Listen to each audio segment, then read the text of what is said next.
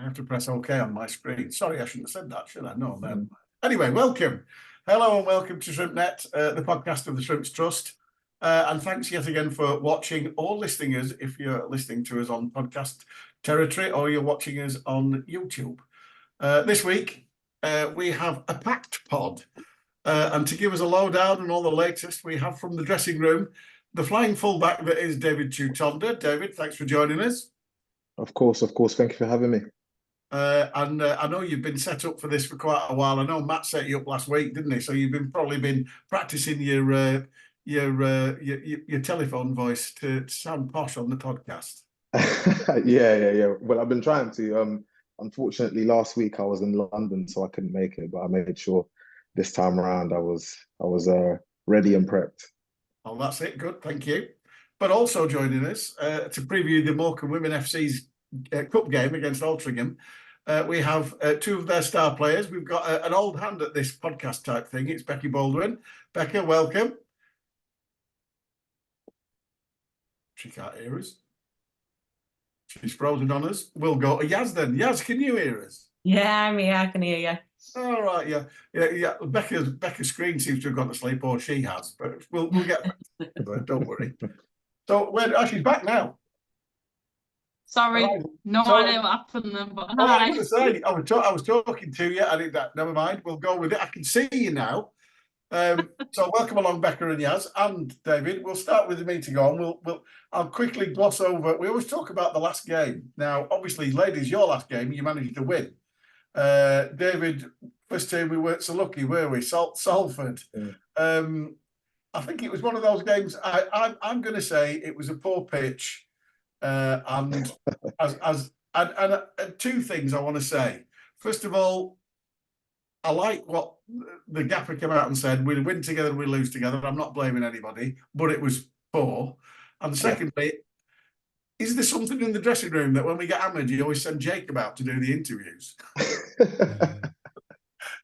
You know, I'm not too sure. Yeah, to be fair, we have no excuses for how the weekend went. And not many of us like hiding behind excuses, if not all of us. It was just one of those games, I think. We were just a bit bland, a bit dry. And it was actually a massive opportunity for us just to move up the table again, which is incredibly disappointing. But, you know, we're looking forward to the weekend now. And the game, I know, the game was a tricky one. It wasn't a happy watch, but I thought Salford were quite nice because they scored all 4 goals, Joel. Yeah, I have to. I'm still not entirely sure what happened for the own goal. It looked like he tried to kind of clear it with his side foot. It's maybe like bounced off his heel and gone back into the net. But it was quite an interesting one. But I mean, like you say, the awful pitch, and obviously Salford are more adept at playing on it. But as Jed said, I think Jed's mentioned, you know, we tried to do some things to adapt to it. Didn't quite work out. Anybody who's played football at any kind of level knows that sometimes you play a game and without any massively specific reason, it's just you're not ready on it, and it doesn't quite happen for you. And unfortunately, I think that probably happened for a few more players than it might usually do on an average game, and that's how it goes sometimes. You just gotta, you know, just accept it happened on the day, look at the season as a whole, and, you know, take the performance throughout the season, because at the end of the day, you're going to have off days. You know, even looking back to our promotion season, I remember obviously Freez remembers it very well, the comeback against Salford. The game after that, I remember the game after that, it was just flat. We were away at Mansfield, and Mansfield were okay, if not... Lost 1-0. Yeah, lost 1-0. It was just very flat, just not quite there. And it happens, you know. We didn't create a great deal. The defending wasn't amazing. So, yeah, it's one of those, and it doesn't take, like, it was pretty unanimous, everybody's verdicts after the game. I don't think there's much for me to unpick, really. It was just one of those games where it's not been our day, not played at our best, but at least we got it out of the way just in time for the run-in. Yeah. Well, all I'll say is next time, when we get, say for instance, we beat Gillingham on Saturday, please let Jacob do the interviews, because I feel sorry for him. We get every time we get beat, they send him out with like, Jacob, you do it, and he's like, oh, I'm really sorry, we weren't at it today, and I'm like, these things happen. But ladies, you had a welcome win. last weekend. Yas, as captain and goal scorer, talk us through it, because obviously the original Radcliffe game, you know, well, all I'll say is looking at the record, you've not been winning as many as we thought you were going to, and I suspect after speaking to your management, your performances have been good, but perhaps just recently you've actually gained some points, which is the good thing. Yeah, so after Christmas, we've been picking up a few more points than before Christmas. We were sort of on a bit of a hard run before Christmas. We've not been getting as many points as what we would like. We'd like a few more wins, but at the end of the day, point to point. Yeah, we've been putting in the performances. Girls are working hard on the pitch. We're playing well. We're just not finding the goal as often as what we would like. Which is sort of hard to take when you're only coming away with a point when you're thinking you should deserve 3. And looking at it, it's a pretty decent result against Radcliffe, and obviously Bolton are going well as well.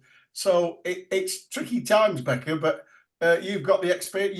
You've had a more settled side this year, but you've still suffered from injuries, haven't you? Yeah, we've had a few injuries. I mean, yes, you yourself have had your injuries, haven't you? There's been a few throughout the team, and we've tried to get on as best we can, like any team does. It's helped this season, I think, as we've grown. We've had a physio actually come in as well, so it's a bit more helpful for us guys with strapping techniques we can do on and off the pitch. But yeah, injuries are never helpful. You're trying to get it out there on us, and then you're dropping someone into that position. It is hard work, but we do what we can do. And looking at the games coming up, we've got obviously the gents.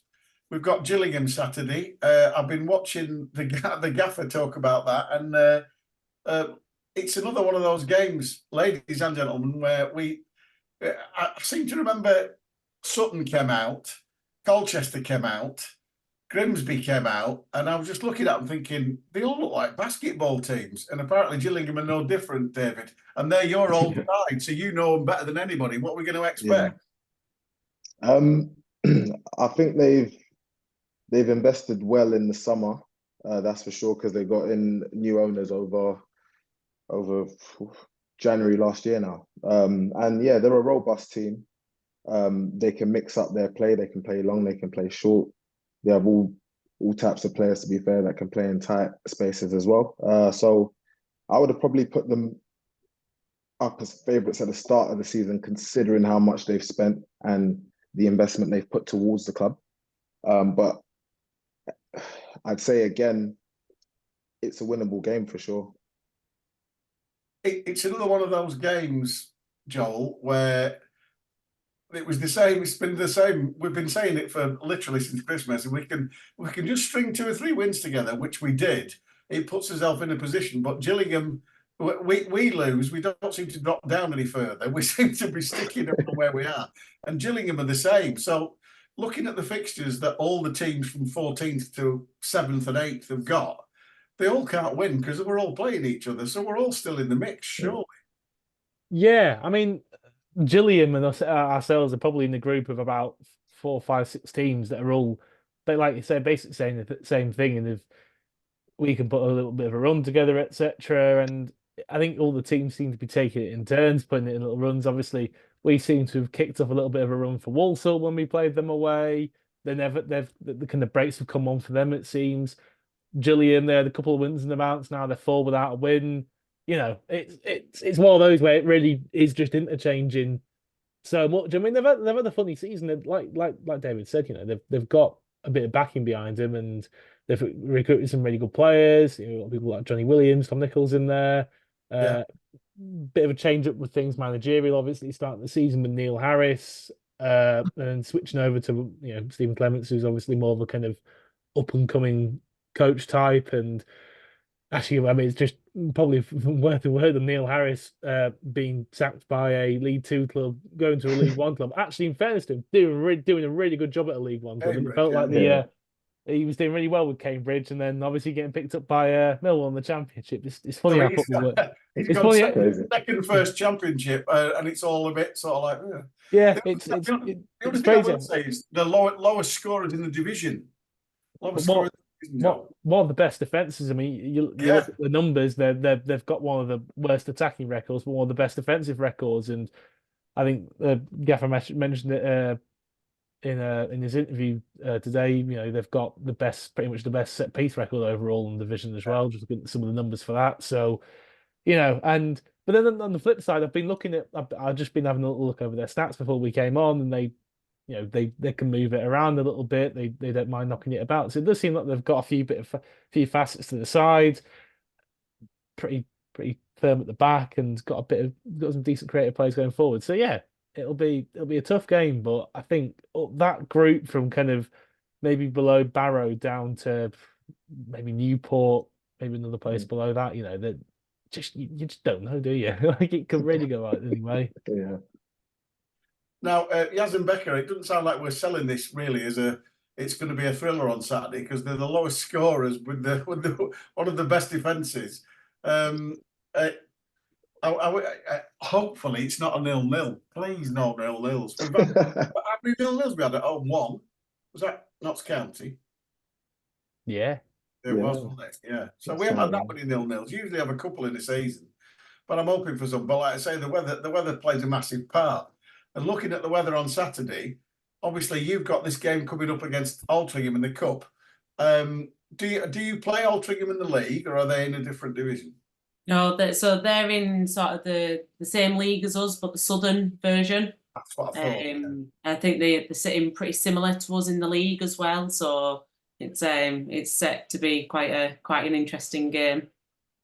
And looking at it, Bex, obviously from the first team's point of view, from the men, if it's a horrible day on Saturday, which it is forecast, you might end up playing on a pitch like Salford's on Sunday, which would be terrible for you, wouldn't it? But the weather forecast is not great on Saturday. It's rain and windy, so you never know what you're going to get. But looking at it in plain terms, are you going into this thinking, right, okay, this is our chance to progress and get another round out of the way in the Cup? Or are you thinking, we don't know what to expect? Have you had them watched? What? I think we'll do really well. Looking at where Altrincham are at the minute, they've got 5 points. The goal difference is -73. So they've had a bit of a shocker, to be honest with you. I think it's our game to win. Hopefully, Yaz will get a double hat trick. I'll have one on me as well.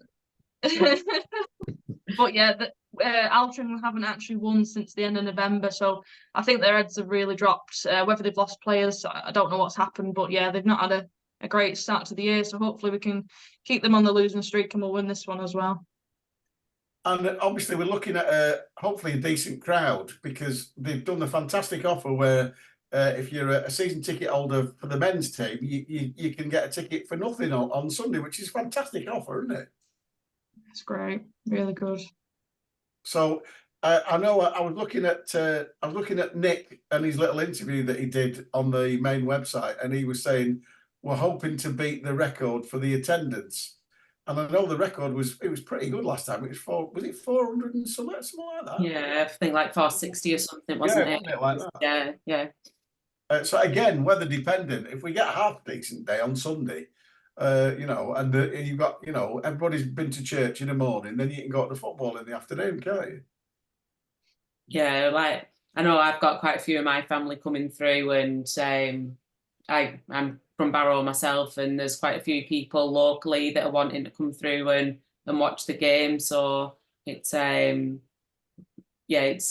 think we're set to get a good crowd in, especially with like the offer that they've put on. It's £5 a ticket, and children, I think it's 4 children get in for free on that ticket as well. So it's perfect for families to come and watch and get involved in the women's game.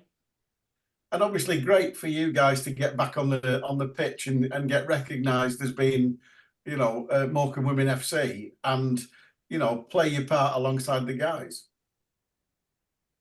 Yeah, we always have a good game when we're there. We've enjoyed every time that we've been on there. So to have that equal opportunity that the men get, and then we've got the photographer coming down as well to take some photos for us, and all the girls love it. We've got some girls that are big Morecambe FC fans, so for them to play on the pitch as well, it's huge for them. And we've got some youngsters coming in that it'll be their first time playing on the pitch, so and probably first time playing in a sort of stadium type pitch as well, so it'll be big for all of the players. So are you coming back on Easter Monday to watch your hometown club? I've not got plans to. No, I'm actually on my honeymoon on Tuesday, so I'm going to be Oh wow! getting Congratulations. set to go Hey, in there. you've timed that well, haven't you? Yeah. So that's definitely, well, obviously Bex is quite right. We need a double hat trick on Sunday to set you off on your honeymoon. So yeah, Yeah. Well, I think I've had one hat trick at the Mazuma before, so yeah, try and beat that with the double hat trick. Yeah, no pressure. Yeah. So David, we'll come to you now. Yeah. Obviously, you moved to. Looking at your history, you moved to England when you were only a small child, weren't you? Yeah, I was a toddler. I moved to England when I was at 5'6", or it was about a month before my 6th birthday, from Congo, where I was born, with my family. Ended up moving to London, lived there ever since. At 16, departed, moved to Wales for about 5 years, played for Cardiff City, made my way back to London. Yeah, I was going to say, you've done a lot around the West Country. You've done Cardiff, Newport, Bristol Rovers. So you've done a lot around sort of Wales and there. But obviously, then thankfully you've hit home and had some time at Barnet and the Gills. Yeah. How the hell did you end up in the sunny Northwest? It's a funny story actually. I was actually due to sign a contract extension with Gills at the end of the season, and we couldn't come to an agreement. So yeah, I just ended up sort of seeking a new challenge. And Derek you certainly got that. yeah, for sure. Because I've never actually been this far up north. I think actually I was at York on loan when I was younger for about 6 months. But other than that, I've never really been up north to play. So I got a phone call from my agent, and they kind of told me to come down. I looked at the club. I said, I've played there a few times before. I don't think I've won there. I thought, okay, it's a tough place to come. Yeah. So yeah, why not? And so that was easy. That was an easy choice to make then, because obviously, like you say, you've certainly caught the London accent, all right. yeah. No, for sure. During my 6 years at Cardiff, I had a bit of a Welsh accent as well, so it's nice to get back to the London one. Oh, go on then, do a bit of Welsh for us. Go on. Oh, lost that now completely. I don't know. It came in there. I don't know that was. That's what you did there. Very good. Yeah. So how's it been since you got here? Because we're despite what people say, we are all quite. We might all look like cavemen, but we are quite friendly enough, aren't we? Aren't we, kids? We are, aren't we? You know. So yeah, no, 100%. I always knew. I'd kind of always been told that people up north were a lot nicer than people down south, especially Londoners in particular. But yeah, I live in Preston, but I'm in Morecambe a lot. When I first moved there, I was in Morecambe for about a month or so, and I really liked it. They're really quiet, completely different to the lifestyle I have back home. You can really focus and knuckle down and do what needs to be done. I bet you thought it was strange when people said hello to you when we were walking down the street. No one did. Because they do. Yeah. Oh yeah. For sure. I walk my dog and people go, hello. And I go, oh yeah, you're right. I don't know him from Adam, but if you do somebody in London, they look like you're mental. Oh yeah, 100%. That's what, that's the sort of energy that you get around with Londoners now. But yeah, I like it up north. It's actually really nice. Well, I worked in Preston for 11 years, so I'm familiar with the lovely city of Preston, and it's quite a cheap place to live. Is Preston? It's actually probably cheaper than Lancaster, to be honest. So. Oh really? Yeah, it is quite cheap. Well, I think anywhere's cheap compared to London anyway. So that's always a positive. Yeah, quite well made. Joel, I'll hand David over to you.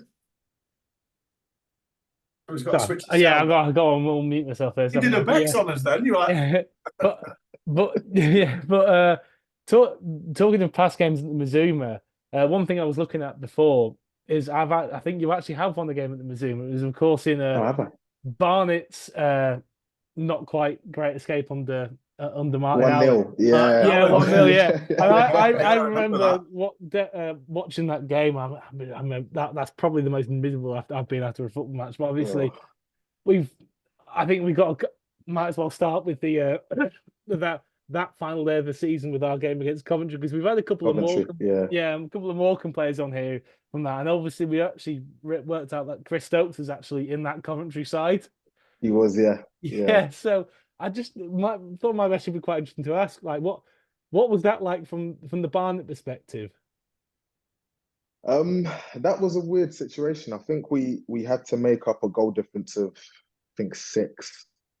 It was, and at the time the energy and the plan was sort of just to focus on ourselves, and we expected Coventry to win, because I think it was at the Rico, if I'm not mistaken. Yeah, so we thought, okay, Cov may have to win, depending on the other results. So we'll just do our job. I think we played Chesterfield, and I think we beat them 3-0 or 4-0, and then you can kind of get a sense of the atmosphere, and it was still quite quiet, still quite like glum.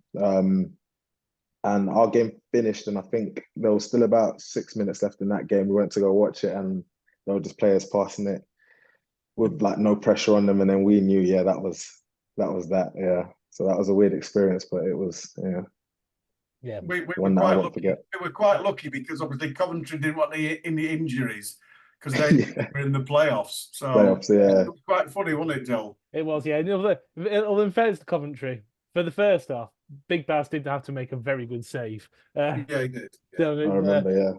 But kind of moving on to more current and hopefully happier times. Yeah. Obviously, this season's been quite a roller coaster with all the turnover and new players, and obviously a new manager coming in. And I think when a new manager comes in, people will often speak about what it's like to kind of adjust to a new manager, and things taking time to gel, and the new manager putting his stamp on things. So, kind of from your experience, how long does that kind of typically take? What's your kind of experience on that side of things as a player? In previous experiences before Morecambe, it's been kind of different depending on the characters that you come across. With Jed, he was already in the building, so that transitional phase was pretty simple because he hasn't changed as a person. It's just more his titles changed as a person. So the respect was always there from the start, from all of the players really, and just sort of, it's just the initial adjusting to life with him as the manager, because he's completely different to the old gaffer. But I think obviously, like you said, it's been a roller coaster, but we found a bit of consistency. We can show that we can sort of get over hurdles, and we have the characteristics to get past the adversity that we've had in games. But I think we just have to sort of get that consistency back in our play now, and just make sure we end the season right. Not go 2-0 down helps. Yeah, 100%. Well, and I guess with that consistency as well, like there's been such a turnover in playing personnel, obviously with the loanees going back, and then Jed having to recruit a little more people, and then you've got a few injuries cropping up. So what's that like, kind of fitting in with your new teammates and just making sure everything's gelling to try and get that consistency? Yeah, that's been fine. I feel like the players that have come in have sort of slotted in pretty easily, because they all have good, strong personalities. But there's been no sort of clashes or anything. Everyone kind of gets on in the change room. So I think it feels like a proper team, and we're all friends. And yeah, that's how I think that helps when you then play together on the pitch, because then you have that relationship off it, and then you can actually fight for each other on the pitch as well.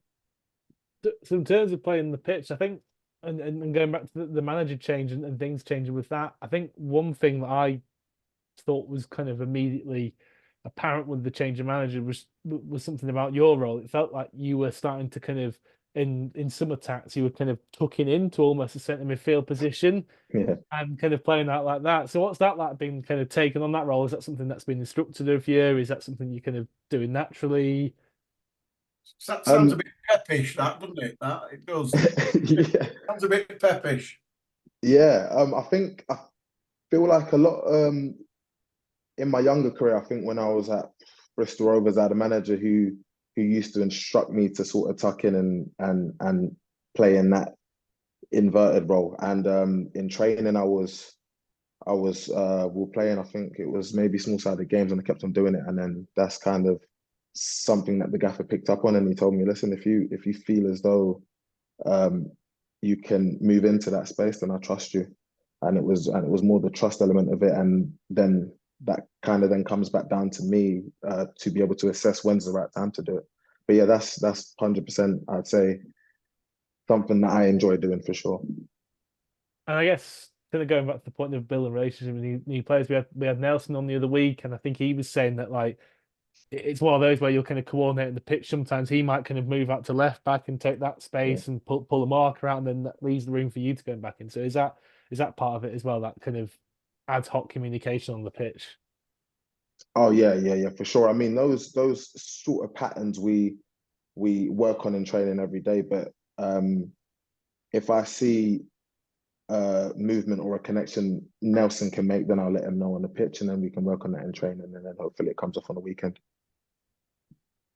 So just going back to your earlier career, obviously Freeze mentioned that you joined Cardiff as you moved to Cardiff, but I was having a quick read, and obviously correct me if I'm wrong, it's Wikipedia, but it said that you were spotted in a showcase game. Is that right? Yeah, yeah. I was yeah. That situation was I went to sixth form for about a week. So after GCSEs, went to sixth form for about a week, and I was playing in a showcase game in East London, and for some reason the Cardiff Academy manager Neil Ardley was there at the time, and after the game, he sort of pulled me for a conversation, and he invited me down for I think a week. A week it was. After 2 days, I was signed. Yeah, so it was an amazing experience. That. That would quit sixth form then. I know, yeah. Is that quite like a hard decision to? I mean, obviously, like it's easy in some ways. It's an easy decision to be like, yeah, I want to be a footballer, so hell yeah. But at the same time, just 16 years old, just being within a week, going from thinking you got 2 years ahead of you doing your A levels, and then thinking, oh, actually, I'm going to sign on as a scholar or whatever at Cardiff. What's that like, and that decision? Actually making that decision was probably the easiest of my life at the time. I remember my mum not actually wanted me to go. She was more based on education, and she probably wanted me to be a doctor or a lawyer. So at the time, I kind of saw it as an opportunity to chase my dream. At the same time, it was freedom, and I've always been one to. I don't really get homesick or anything like that, so I like to explore, and I like to kind of challenge myself. So yeah, that was always a chance that I would have never turned down in a million years. Just a quick little aside, if your mum was hoping you were going to become a doctor or a lawyer, what were you taking for your A levels then? Wasn't any of that. It was history. I was really interested in history when I was younger. Maybe yeah, you know what? Maybe I could have been a historian in another life, but I don't remember. I think there might have been a bit of science there, history, English as well. I really enjoyed English literature. Yeah. That's about Well, it. there's always time to catch up on Shakespeare in your spare time, so there's not a big For sure. No, so kind of talking about that challenging yourself and everything. So with I guess another decision to make you've had obviously more recently is the move up north, and again was that an easy thing, or was it something that was a bit difficult moving away from London? Yeah. For sure, it was easy. I feel like for every individual is probably different because of a situation you may be in. If you have a partner or you have kids, I had neither, so in that sense it was easy. just to sort of try something new. I've been looking to move abroad as well, so maybe in the future that could be a possibility. But right now, I'm very, very, very happy at Morecambe. Quickly get that one in there. I was gonna say, that was a very good answer, that. But Thank you. I was just going to say, you being where you're from, most people down south think going north of Watford, you need your passport stamped. Yeah, for sure. But yeah, no, I guess it's that kind of thing where you never really know, especially with footballers at this level, where obviously footballers at a certain level, money just kind of makes things no object. But you don't know somebody's situation where they might be quite free to move around the country, but others might, like you say, might have family who are kind of tying them to one bit. So you just don't really know, and especially at this level when everything rightly is a bit more private and you don't have quite have the money to make all your problems go away. Yeah, exactly that. No, really interesting. Thanks, Dave. Yeah, back to you, Freeze. You're welcome. So I'm going to put you, all three of you, as our guests on the spot now, in the fact that I want you to think, David, what tip you'd give the girls for Sunday. And girls, I want to give you a chance to tell David his tip for Saturday against Gillingham. Don't answer it now. Think about it while I'm carrying on talking, and I'll come back to you. But I've got a tip. You know the bit of pitch by the dugout where the stand has a shadow over. Don't try and play football there. yeah. Thank you for that. Yeah, that's a good one. I like that. But just while I witter on, we've got two people coming across for the Saturday game who I would suggest will probably turn up on Sunday as well, girls. We've got a Ukrainian lad who's finally got him and his dad have got a visa. Vanya and Taras Morozov. That's Vanya is the young man and Taras is his dad. And they're coming across. They've been, as usual, Morecambe FC have a lot of fans abroad because of FIFA. And people like the badge, which obviously has got the shrimp on it, as is Yaz's modelling there. And so Vanya's been following us and watching us on iFollow, and it's his first game on Saturday with his father. He's not just coming across for one game, he's coming across. He's hopefully coming Saturday, coming to watch the ladies on Sunday. He's going to Accrington on Good Friday, and then he's here for the Barra game. So him and his dad are making a right good holiday of it, and they're actually going to stay in Morecambe. So if you hear a Ukrainian accent at the Gillingham game, do say hello. That's Vanya and Taras Morozov. I think it's fantastic that we've got quite a few. We had a load of blokes come from Norway, about 20 odd of them, who just cleared the club shop of everything a few years ago. And also we've got some Dutch lads. Emil listens to the podcast, and he's a fan of NEC Nijmegen. He's desperately trying to get an organiser friendly to go to Holland. That'd be all right. That'd be like going to, well, it is going abroad. So I just wanted to mention that because I think it's fantastic that we've got these Ukrainian chap and his son coming across. And they're not just coming across for one game, they're coming off for 3 games. Well, they've actually coming off for 4 games. So Yaz, you're going to have to score. David, you're going to have to smash it in top corner again like you did at Doncaster. So I'll come back to you, ladies, now. What difference? I noticed that Nick has been a coach before, and then Nick's come back, and I know Ben's still sort of like joint manager. Is it better having two cooks spoiling the broth, or is it better having 2 voices on a Sunday? You tell me, Yaz. Yeah, it's definitely better having the 2 of them there working with each other and being able to bounce off each other. And yeah, it's good that it's not just all down to one person. The results have started to get a bit better since we've had the 2 managers working together. So I think that just goes to show in itself that having both of them there is better for the club. And Becca, you've been a stalwart of the club for a long time. Looking at how far do you think you can go in this cup? I know you're confident of beating Altrincham, but it's a difficult competition. This, isn't it? There's some good sides in it. Yeah, I mean, we got knocked out by, well, we got knocked down into the plate by Cheadle, to which I think we actually played them a really good game, to be honest. We lost 4-1 in the end, but I think we gave them a good game, to be honest. To say that they're top of their, I think it's the Prem division.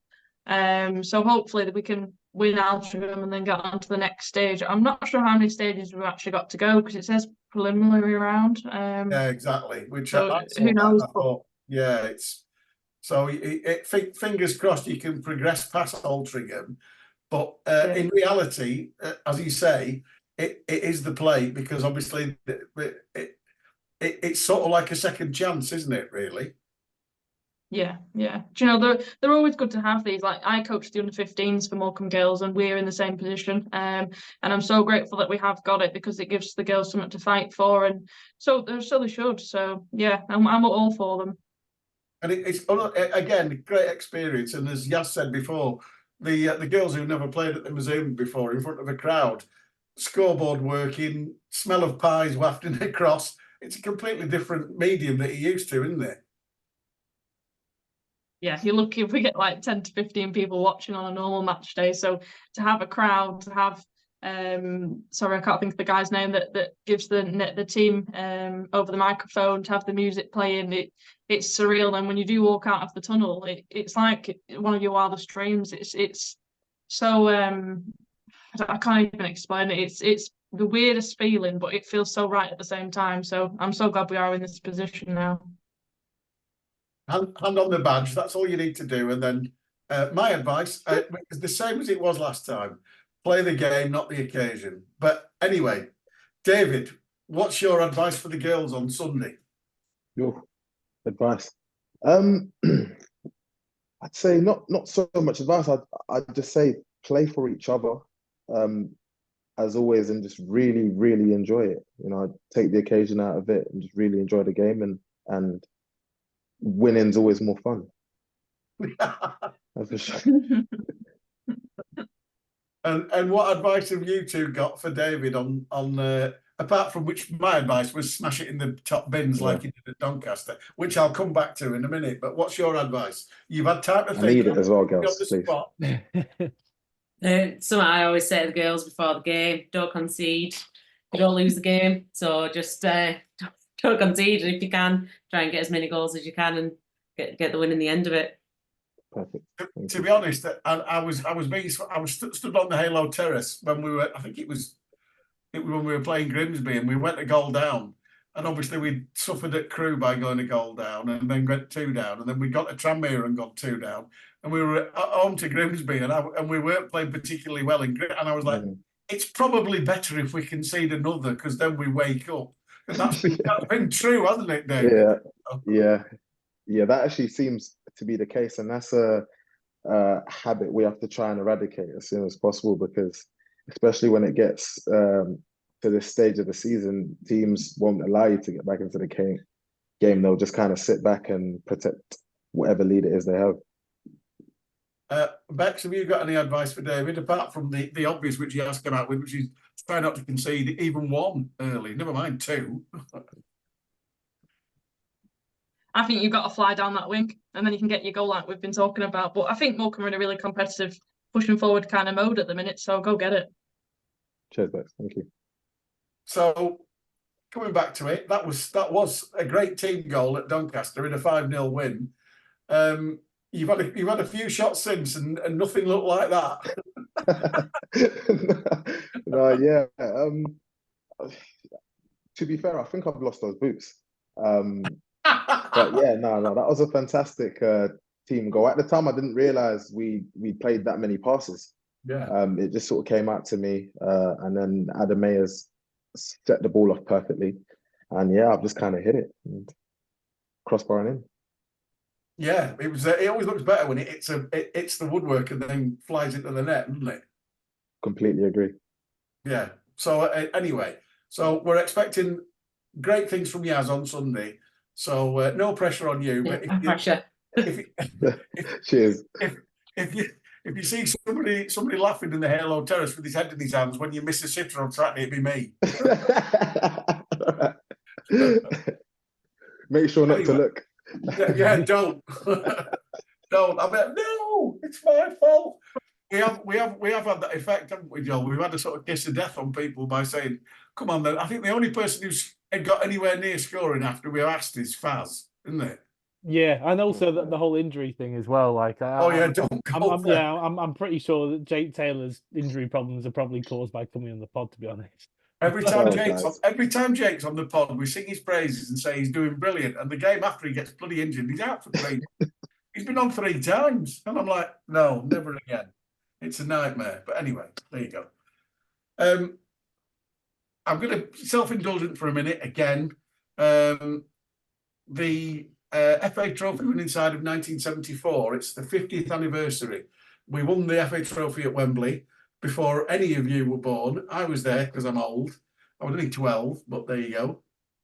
And so we're having a celebration dinner, and there are 9 of the team who are going to be present. Unfortunately, 3 have passed away. But there's a dinner on the Friday, the 19th of April at the Mazuma Stadium. It's in the local choice suite. Tickets are available for £30. There will be interviews with all the team that day that myself and Quinny are doing. There will be film. Yes, there is incredibly cine film of the day taken by a fan, and it's in colour. Even though it was 1974, it's in colour. So it'll be a good thing to get down to. So please, do support that. It'd be lovely to get the room full and let the people who put Morecambe on the map in 1974 that they are actually legends, because obviously the club's in a completely different place now. Looking at people like David, we've been to League One. We're now sort of like doing pretty well in League Two. We've got a vibrant youth set up. We've got a fantastic ladies set up. We've got, how many teams we got now, ladies? Was it like 8 something now, Becca? Yeah, is it 7 or 8? I was going to say, I thought it was 7 or 8. Might even be more, to be fair. Yeah. It's brilliant. It's absolutely fantastic what's going on in the local area and the job that the community sports do. It's absolutely brilliant. So we're in a completely different. Well, we won the trophy in 1974. We were just non-league. We were in the Northern Premier League. We were all part-time. And, it's amazing to see where we are today. So please try and support that. But anyway, anything from the trust, Joel? not too much. I think obviously having the march the other week. There was a quick meeting with the club earlier this week, and I think just looking at ways to kind of improve communication with the club to try and make sure that we're kind of working on the same page and looking to do work for the benefit of the club and help plug each other's what each other have got going on. So yeah, hopefully just a few more things ticking over and moving forward, and we'll announce whatever plans we have in due course. Well, I'll just do a quick recap. Obviously, if you're listening to this or watching it on YouTube, you've got a busy weekend ahead because you're going to be at the Mazuma for 2 days. You're going to be there on Saturday watching David smash it in the top corner to beat his old club. How good would it to beat Gillingham, by the way? Would that be nice? Oh, yeah, that would be a fantastic weekend, I tell you. Brilliant. Make it happen. Yeah. And there is no pressure from me, but the girls have put pressure on you. It wasn't me. It was the girls. It's like, And obviously, Freez, it was all you. Yeah, you ladies have got the big game on Sunday. Is it 2 o'clock? Isn't it? Yeah, 2 o'clock. Yeah, 2 o'clock. Obviously, do support this. It was a brilliant turnout last time. We want to beat that. We want to get more people there. If we could top 500, it'd be absolutely, utterly amazing. And obviously, it'd be a great occasion. And no pressure, Yaz. If you don't score, Bex will put one in at the back post from a corner, I'm sure. But thanks for talking to us. Join us next week on ShrimpNet, where we will review the absolute rubbish that I've spoken. And it turns out David and the girls will be absolutely correct in their predictions. Mine and Joel's will be completely wide of the mark, as they always are. This has been ShrimpNet. Thanks for watching and listening. See you next week.